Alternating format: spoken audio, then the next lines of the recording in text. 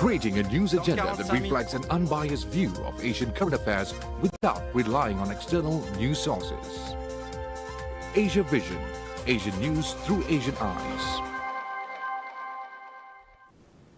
Hello and welcome to AVN, your weekly roundup of the news from around the globe. I'm Abdullah Ahil, your host for the evening.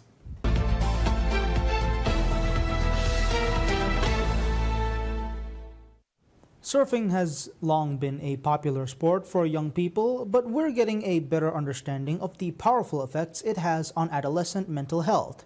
Victorian research has found surf therapy reduces depression, anxiety, and ADHD symptoms. 2 years ago, teenager Montana Tagg struggled to get out of bed in the morning. Today, she and her dad are up before the sun and she's keen to take off.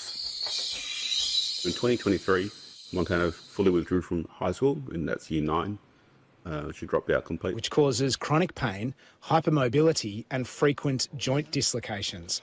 Her symptoms, school bullying and some issues have made a world of difference.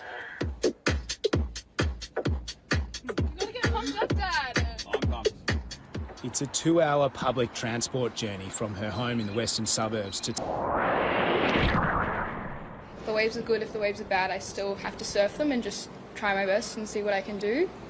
And she's not the only one seeing benefits. I feel like I can let go when I'm in the water and not think about anything. The early research on surf therapy is promising. Deakin University ran a study with 36 young people who were seeking help for things like anxiety, depression and ADHD. And after 6 weeks, they found there was a reduction in symptoms from those conditions. Researchers put that down to learning a new skill, making friends and physical exercise, causing an increase in dopamine. They need to be present, so there's that act of mindfulness and really paying attention. Montana's new school has included surf therapy in its curriculum, and it's pleased with the results. Being able to share an activity and sit side by side and chat about how people are going and their well-being in between catching waves or, being in the ocean is quite different to sitting in a room. Helping young people navigate the storms of life with a buoyant attitude. Jonathan Kendall, ABC News, Ocean Grove.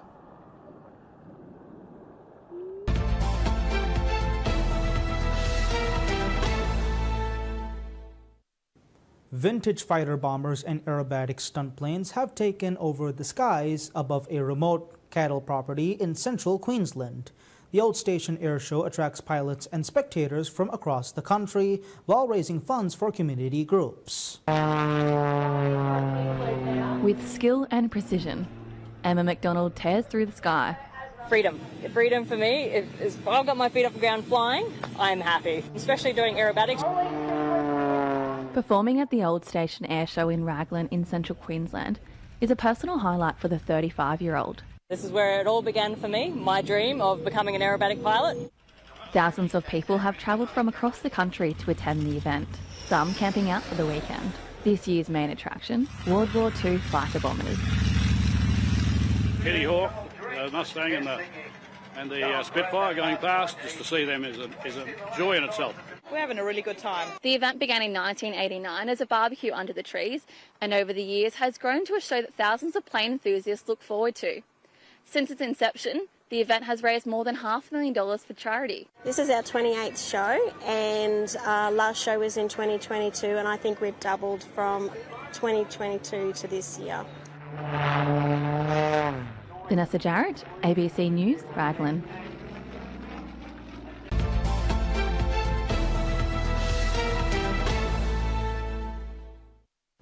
A movie set exhibition for the acclaimed martial arts film Twilight of the Warriors, Walled In, is open to the public from today. Fishball Factory, the set where an illegal migrant from the mainland in the film took his first job when he first came to Hong Kong. The fishballs and mashed fish on display are life-sized replicas. Kowloon Walled City was also known to be home to many unlicensed dental clinics. A plastic molding workshop is also featured in the exhibition. Plastic molding used to be a common manufacturing industry in Hong Kong in the last century. These movie sets have been restored based on the award-winning martial film Twilight of the Warriors, Walled In, which was screened in many international film festivals. 3 of the film's actors came to the opening ceremony. Philip Ng, who played a villain in the movie, said the exhibition brought back memories of shooting the film. Warner Chuk, Deputy Chief Secretary for Administration, noted the film had great success both locally and internationally, and he believed the exhibition would be able to draw more visitors to Kowloon City. Some foreign visitors were eager to pay a visit to the exhibition and explore more of the local community nearby. I think learning about the history and the culture is one of the most important things about traveling. I think that's the biggest incentive to go into a new place. I think it's very cool because right outside this, it seems like a very modern city.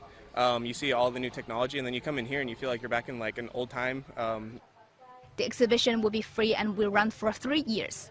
It is one of the tourist hotspot projects unveiled by the government this week. The exhibition had earlier been held at the airport and the shopping mall in Kai Tak, but this time it is bigger in size and has more replica sets. Some traditional local crafts are included in this exhibition, such as this hand-painted ceremonial flower board. Some of the exhibition's floor tiles have been repurposed from old buildings, paying tribute to the iconic old Hong Kong style.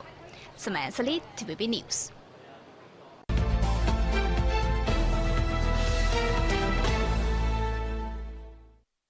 Smart farming machinery is playing an essential role in transforming agriculture in China by boosting efficiency and productivity with technologies helping farmers reduce costs and increase yields, benefiting both individual farms and the overall agricultural sector.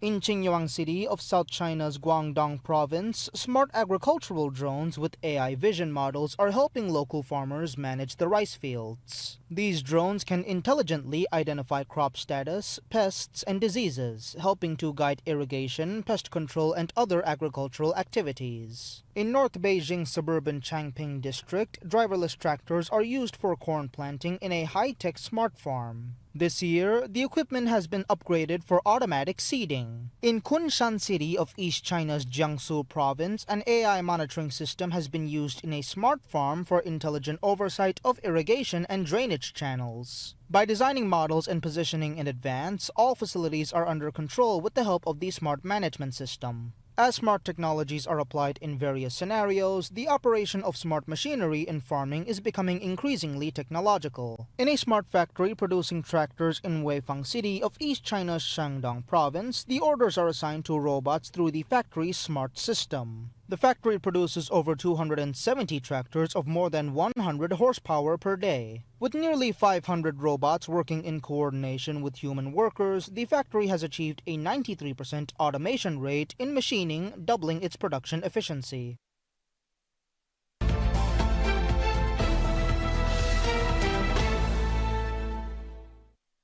In an international honey competition with 200 participants in Paris, the capital of France, Bitless Honey was awarded the Golden Honey Prize. Bitless, one of Turkey's most important honey production centers, has successfully demonstrated the quality of its honey produced in high-altitude plateaus with rich flora. Recently, honey was sent to laboratories in Paris for international honey competitions and was deemed worthy of the Golden Honey Award in terms of proline value, humidity, and pollen count. Approximately 200 beekeepers participated in this evaluation, and the fact that Bitless Honey received the best ranking made the city's beekeepers very happy. Sardar Nasi Ersan, a Bitless beekeeper, said he entered the Paris competition with honey produced in the city's high-altitude, richly vegetated highlands. Ersan stated that they produce honey in the highlands above 2,500 meters and said, quote, "Thanks to its rich vegetation and favorable climate conditions, our country is a leading honey producer in the world. The honeys produced in our country, especially those produced in eastern Anatolia and in the Bitless region, are unique in the world thanks to their endemic and medicinal plant diversity and abundance," end of quote. Ersan has received the Golden Honey Award for the last 3 consecutive years at the most prestigious honey competitions in the world in France and London.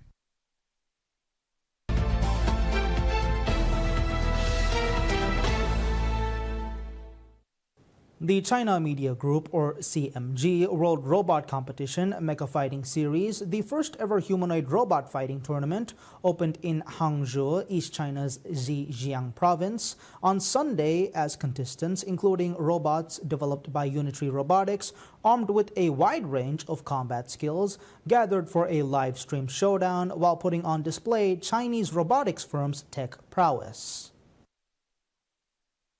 This competition marks a historic moment as it is the world's first combat sports event centered around humanoid robots, signaling the gradual integration of artificial intelligence into combat sports. The CMG report said, noting that all humanoid battle bots are equipped with domestically developed technologies. According to the organizer, the competition includes demonstration and competitive matches, with humanoid robots showcasing combat moves and robots controlled by humans in real time fighting in the arena. Unitree Robotics, a prominent player in the humanoid robot industry, is the partner in the match. During the event, robots demonstrated boxing one-on-one and in groups, displaying their moves and capabilities for their exhibition session. 4 human operator teams controlled the robots to compete in a tournament-style series of boxing matches. Driven by rapid advancement in embodied intelligence, China's humanoid robots are evolving at an accelerated pace, extending their reach into both industrial and household applications. According to the Chinese Institute of Electronics, China's humanoid robot market is projected to reach 870 billion yuan or $120 billion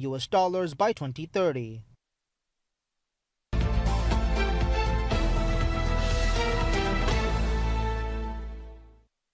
While the North and New South Wales deals with another extreme wet weather event, the south of the state is going through a prolonged drought. Farmers are selling off record numbers of livestock as they try to adapt to the big dry. Empty dams and bare paddocks. The ongoing drought in southern New South Wales is beginning to take its toll. I haven't seen it this dry in the 25 years that we've nearly had this property.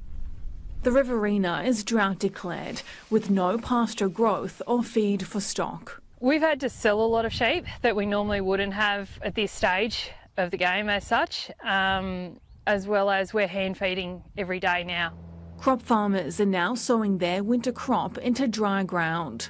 There's no hope of this seed germinating until it gets some rain on it. Mara, north of Wagga Wagga, hasn't had rain for several months. Sometimes we've started the sowing and it's been a bit dry, but not the whole way through. Farmers are also avoiding more expensive crops. We're trying to choose crops that will give us a shorter growing season and a bit cheaper to grow with the most potential, really. The state's southern drought is in stark contrast to those further north. As soon as you go north of, say, somewhere like Parkes and Dubbo, the season is quite wet. Farmers are being warned to be proactive. Maybe things around trimming up the cropping program or changing varieties early.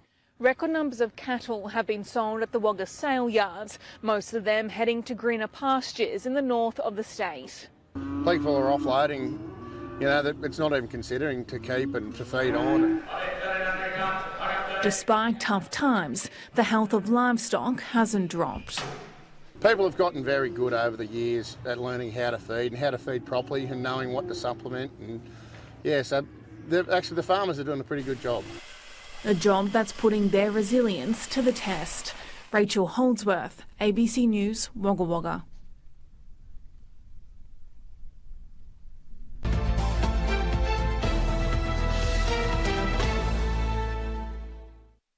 A large number of cargo originating from China are now heading to America as the trade war eases. This logistic warehouse in Los Angeles, which used to store garments and electronic products from China, has scarcely received a single new item in recent months. Chester Chong, president of a local transportation group, said companies paused transactions immediately after the Trump administration enacted the tariffs. The resulting uncertainty disturbed their operations and induced layoffs threat. Months later, a truce in the Sino-US trade war has led to a buying spree in a 90-day window. Chong needed to face the challenge of redeploying manpower and vehicles to receive shipments, saying their businesses are hampered by the fickle policies. Chong admitted that he has mixed feelings about the decision to vote for Donald Trump in last year's presidential election. The American government claimed tariffs would fix the country's financial deficit without the slightest consideration of their impact on people's livelihoods, he said. The so-called MAGA is making Trump great, not America. A large quantity of Chinese cargoes that have been stored for months are about to arrive at U.S. ports. Some practitioners in the logistics sector said they are ready to face up to the challenges. There's going to be a tsunami of, cargo coming from China. We have, upgraded our port facilities for those kind of situations. I think we're more resilient in the way we can handle cargo. I don't think well prepared is the correct description. I think we are ready to do the job, and we'll do the best we can. Danny Zhou, TVB News.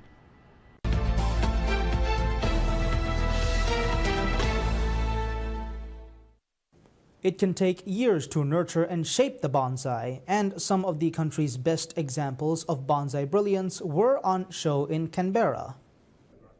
They say good things come in small packages. Yeah, nice tree. And that's certainly true in the world of bonsai. You've got the tree, you've got the pot, beautiful pot, Tracy Francis pot, lovely stand, scroll painted by one of our members. Hundreds of people have travelled from across Australia and New Zealand to the nation's capital.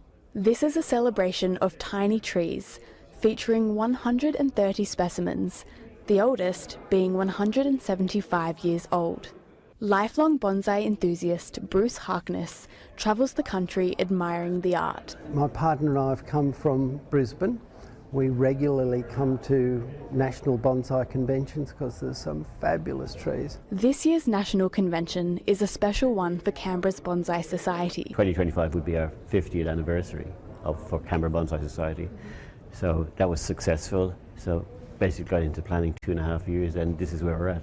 Many of the attendees have come to learn from international authorities on the craft. I teach as well on Monday all-day workshops on using both more traditional trees, such as the pine that you see here behind me, and then also your Australian native trees, which are really amazing. Jennifer got into bonsai after retiring from a career as a professional ballet dancer. When I stopped dancing, I was looking for a new chapter, a new career, and I found bonsai. And bonsai trees, to me, literally dance with the amount of movement that they have.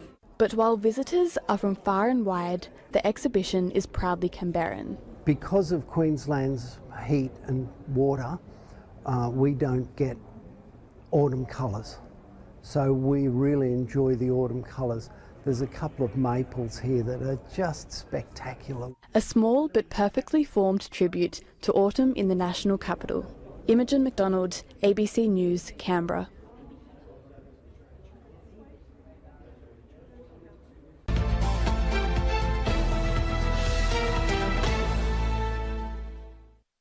The 12th edition of the Affordable Art Fair is open to the public until the 1st of June.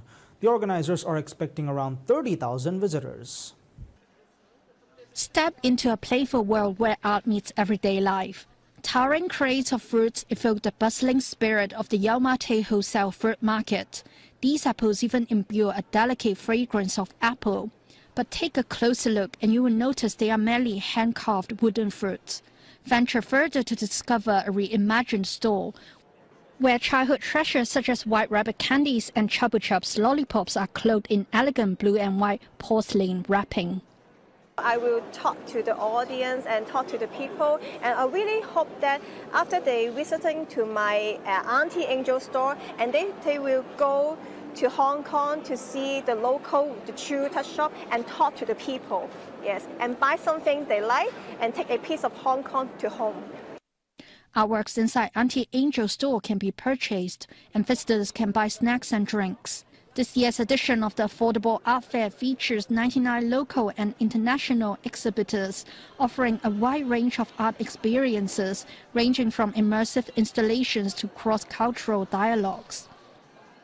We have a lot of exhibitions, galleries, government support and also commercial support that helps a lot of artists develop their artistic career. So there's definitely a lot of opportunities in Hong Kong. I think Hong Kong has an edge because the energy, it's creative, it's raw, it's not afraid to be different. There's a lot of people here who are really looking to buy art, that we have a lot of potential customers here. So I hope that turns out well for us this weekend.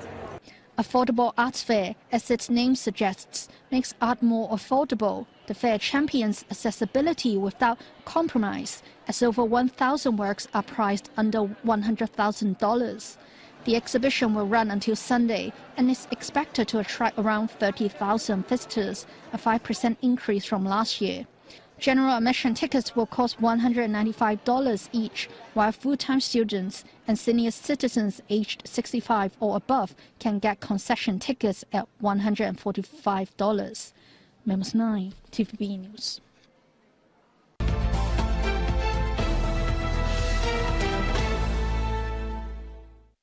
And that's it for our coverage of the recent most notable feature stories from our Asia Vision network. Stay tuned for more such news on our AVN and other bulletins. Thank you for watching. Goodbye.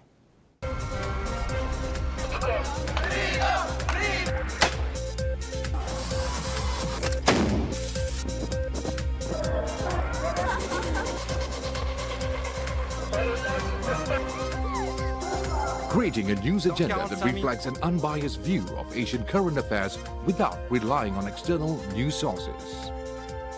Asia Vision, Asian news through Asian eyes.